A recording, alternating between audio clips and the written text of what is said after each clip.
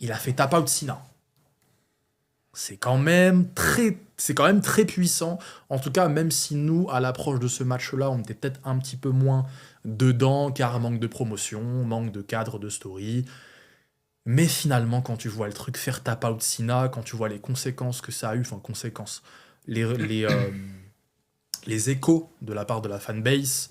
très critiques envers Triple H, envers le booking, la fanbase Cena, qui est quand même une grosse fanbase babyface. Il a beaucoup de fans, surtout que dernière année de Cena, bon, il a été over quasiment à 99% de la part du public, là où historiquement Cena, c'est du 50-50, même s'il y a un peu un côté gimmick là-dedans, il y a quand même aussi une grosse part où il a jamais été vraiment accepté pour de vrai à 100%, mais cette année c'était la dernière, donc tout le monde était derrière lui. Et du coup, vu que tout le monde est derrière lui, Gunther, tu le certifies encore plus comme ce mec détesté, détestable, et par la suite, en tant que heel, en plus c'est un heel, donc la comparaison par exemple de gens qui pouvaient faire, ouais, Big Dog 2017, rien à voir. Tout ce qui est comparable, c'est peut-être le bruit, et encore Big Dog c'était plus fort, car c'est un contexte qui est bien différent. Big Dog